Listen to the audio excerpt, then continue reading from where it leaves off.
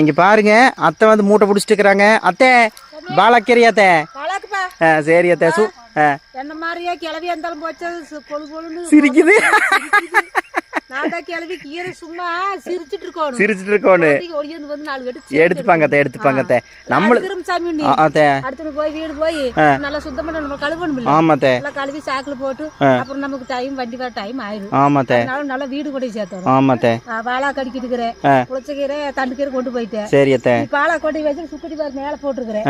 அதையும் 2 இடம் எடுக்கணும் அத்தை. கூட எல்லாம் வீடு சேர்த்து. ஆனா 50 கட்ட இருந்தாலும் அசால்ட் எடுத்துட்டு போறியாத்தே? எடுத்துதான் சாமி ஆகணும். என்னோட வயிறு பெருசாக்குது.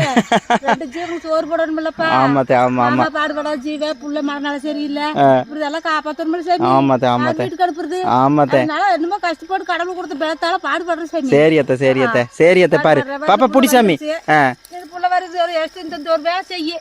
அப்புறம் இதுக்கெல்லாம் சாப்பாடு போடணும். ஆமாத்தே. ஆமாத்தே. சரி அத்தை, பண்ணிட்டே. சரி சந்தையில பாக்கல. பாய்.